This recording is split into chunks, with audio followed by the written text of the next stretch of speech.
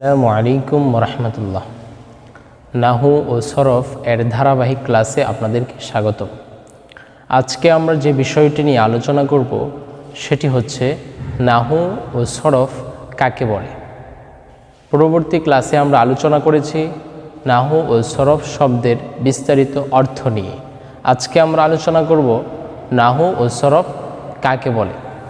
নাহু এর দুইটা সংজ্ঞা হতে পারে, সরফ এর দুইটা সংজ্ঞা হতে পারে। আমি আমার মতো করে সংজ্ঞা দুইটা করেছি, আপনাদের ইচ্ছা অনুযায়ী, পছন্দ অনুযায়ী আপনারা একটা মুখস্থ করে নিলেই চলবে ইনশাআল্লাহ। তো নাহবুন শব্দের একদম সংজ্ঞা।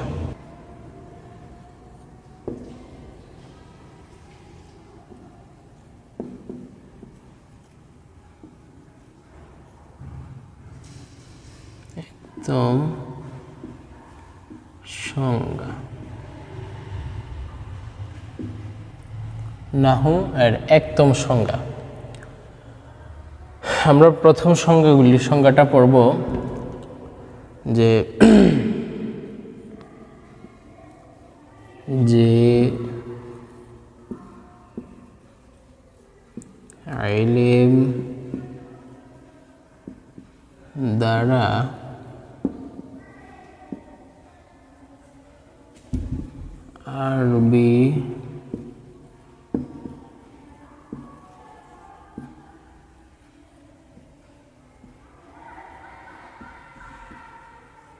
ইলম দ্বারা আরবি আরবি ভাষার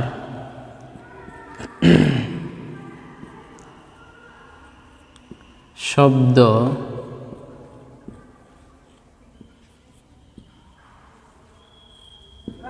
সমূহকে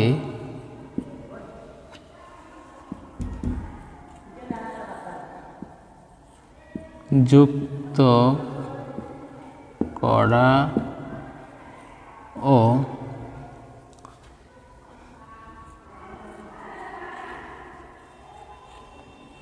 যথাস্থানে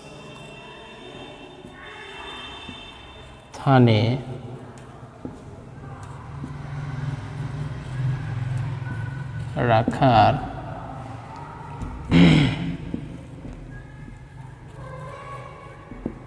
নিয়ম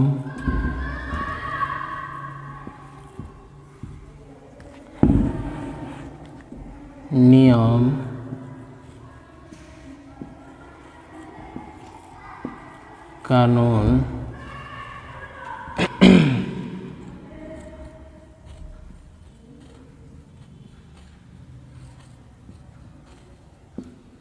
সম্পর্কে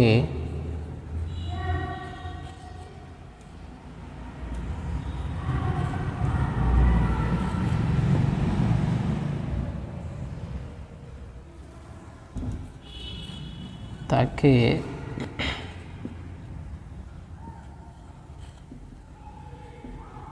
ইলমুন নাহবি বলে।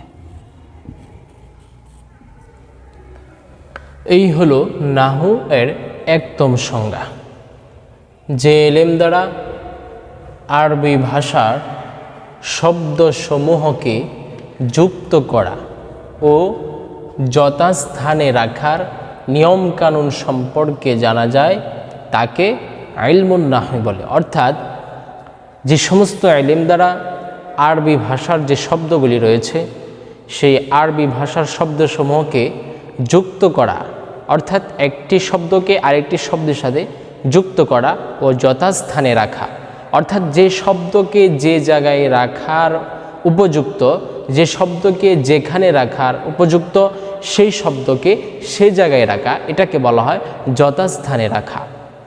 তাহলে আরবি ভাষার শব্দসমূহকে যুক্ত করা ও যথাস্থানে রাখার যে নিয়মকানুন রয়েছে সেই নিয়মকানুন সম্পর্কে অবগত হওয়া জানাকে ইলমুন নাহবি বলে।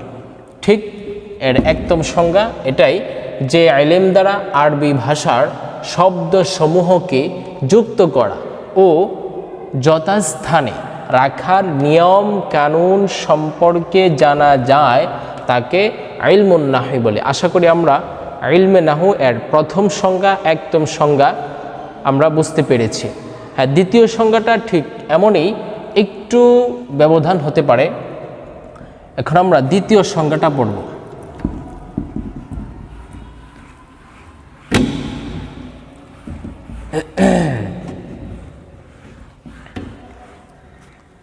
নাহু এর দ্বিতীয় সংজ্ঞা।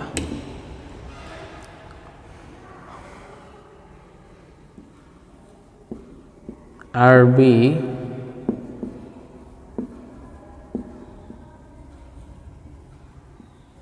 ভাষার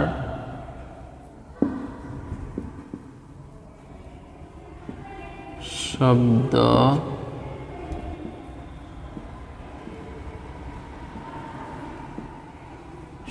সমূহকে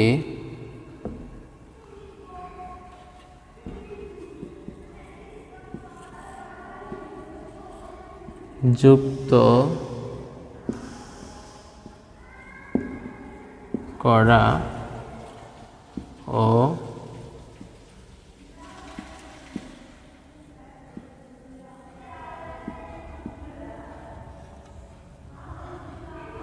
যথাস্থানে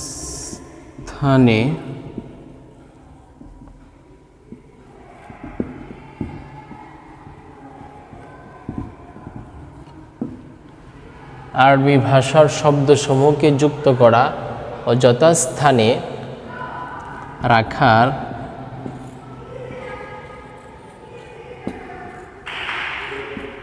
নিয়ম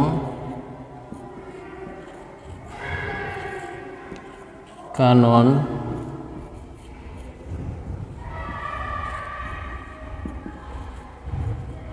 জানাকে ইলমুন নাহউই অর্থাৎ ইলমে নাহু বলে। এই হচ্ছে দ্বিতীয় সংজ্ঞা। আরবি ভাষার শব্দসমূহকে যুক্ত করা ও যথাস্থানে রাখার নিয়ম কানুন জানাকে ইলমুন নাহই বলে। আমরা প্রথম সংজ্ঞা পড়েছি যে ইলম দ্বারা আরবি ভাষার শব্দসমূহকে যুক্ত করা ও যথাস্থানে রাখার নিয়ম কানুন সম্পর্কে জানা যায় তাকে ইলমুন নাহই বলে, অর্থাৎ ইলমে নাহু বলে। দ্বিতীয় সংজ্ঞা পড়েছি আরবি ভাষার শব্দসমূহকে যুক্ত করা ও যথাস্থানে রাখার নিয়ম কানুন জানাকে ইলমুন নাহই বলে। তবে আমার কাছে দ্বিতীয়টাই সহজ মনে হয়। এখানে দুইটা সংজ্ঞা আমি দিয়েছি, আপনাদের যেটা পছন্দ হয় আপনারা সেটাই মুখস্থ করে নিতে পারেন। এই হলো নাহু এর দুইটি সংজ্ঞা। এখন আমরা পড়ব সরফুন এর সংজ্ঞাগুলি। সরফ, যেহেতু আমাদের এই ক্লাসগুলি নাহু ও সরফ এর ধারাবাহিক ক্লাস, অর্থাৎ নাহুরও ক্লাস থাকবে, সরফেরও ক্লাস থাকবে। ক্লাসের নাম্বার দেওয়া থাকবে শুরু থেকে শেষ পর্যন্ত। যারা আমরা প্রাথমিক একেবারে আমরা নাহু বুঝি না তাদের জন্য অত্যন্ত উপকার হবে আমরা যদি প্রথম থেকে শেষ পর্যন্ত ক্লাসগুলি করি। তো এই পর্যায়ে আমরা পড়ব সরফ এর। সরফ কাকে বলে? সরফ এর প্রথম সংজ্ঞা।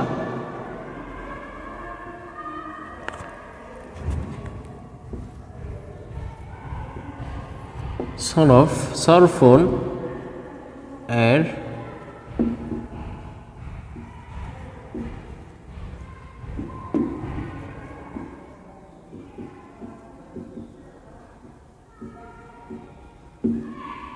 প্রথম সংজ্ঞা। সরফুন শব্দের একদম সংজ্ঞা হচ্ছে যে ইলম দ্বারা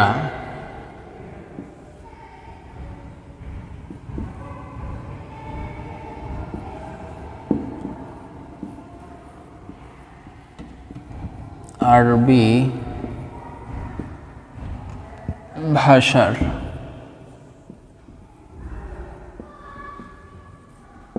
যে ইলম দ্বারা আরবি ভাষার শব্দসমূহ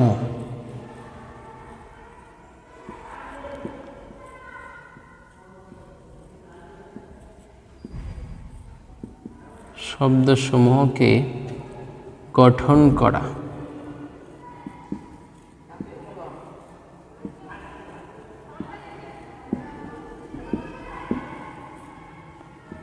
ও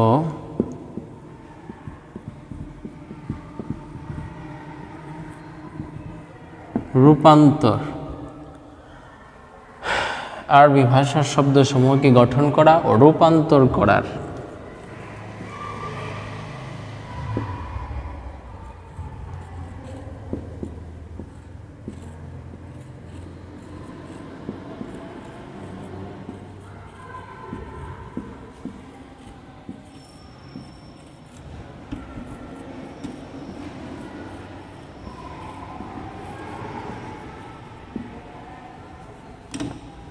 সম্পর্কে জানা যায় তাকে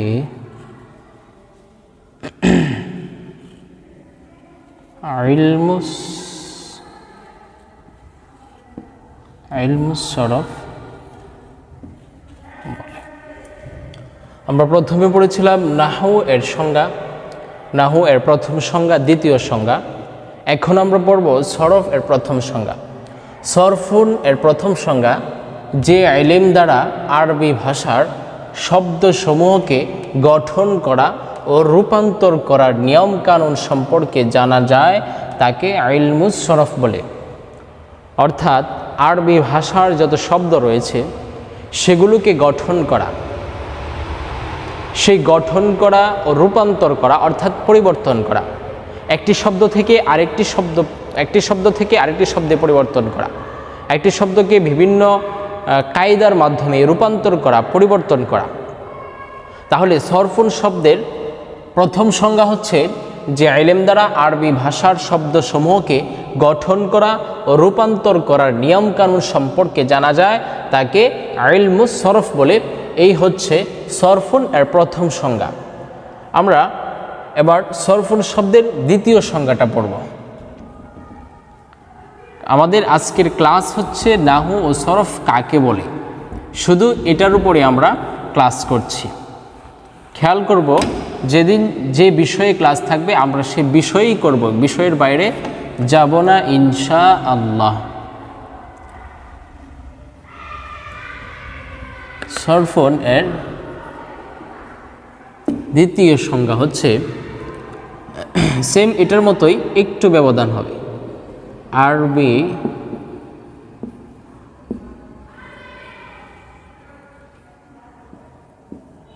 ভাষার শব্দ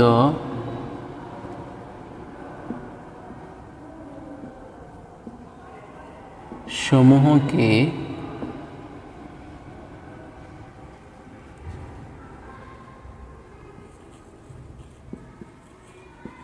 গঠন করা ও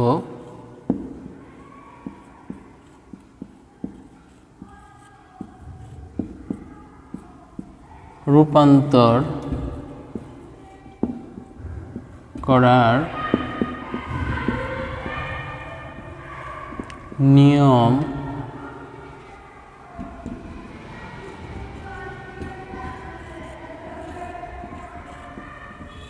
কানুনকে নিয়ম কানুন জানাকে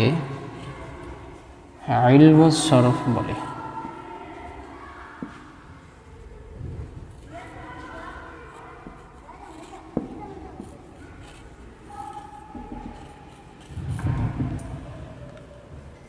এই হচ্ছে সরফ এর দ্বিতীয় সংজ্ঞা। আরবি ভাষার শব্দসমূহকে গঠন করা ও রূপান্তর করার নিয়ম কানুন জানাকে ইলমুস সরফ বলে।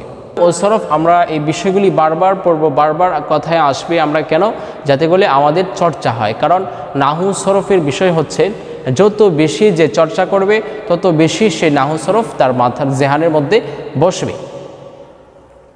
তাহলে আমরা আজকে যে আলোচনাগুলি পড়লাম যে সরফ, নাহউন ও সরফুন, নাহু ও সরফ এই দুইটির সংজ্ঞা পড়লাম। নাহু কাকে বলে, সরফ কাকে বলে। নাহু কাকে বলে আমরা দুইটি সংজ্ঞা পড়লাম, সরফ কাকে বলে আমরা দুইটি সংজ্ঞা পড়লাম। তাহলে আজকের ক্লাসে আমাদের মূল পড়া আমরা বুঝে পেলাম যে নাহু কাকে বলে, সরফ কাকে বলে। নাহু এর দুটি সংজ্ঞা, সরফ এর দুটি সংজ্ঞা। নাহু এর প্রথম সংজ্ঞা হচ্ছে যে ইলম দ্বারা আরবি ভাষার শব্দসমূহকে যুক্ত করা ও যথাস্থানে রাখার নিয়মকানুন সম্পর্কে জানা যায় তাকে ইলমুন নাহই বলে।